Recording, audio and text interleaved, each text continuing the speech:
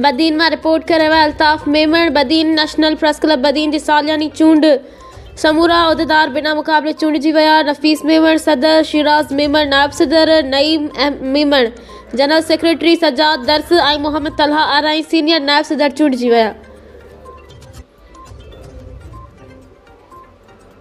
जंहिंजी जारी थियल पधिराई मूजिब कागज़ नामज़दगी जमा करण जी आख़िरी ॾींहुं ताईं सभिनी उहिदनि ते हिकु कागज़ नामज़दगी जमा थिया, जंहिंजे मुताबिक़ सदर जे लाइ नफ़ीस मेमण, सीनियर नायब सदर सजाद अली दर्स ऐं मोहम्मद तलहा आराई, नायब सदर जे लाइ शिराज मेमण, जनरल सेक्रेटरी जे लाइ नईम मेमण, जॉइंट सेक्रेटरी जे लाइ अब्दुल रशीद भट्टी, डिप्टी जॉइंट सेक्रेटरी जे लाइ फरहान अली अब्बासी,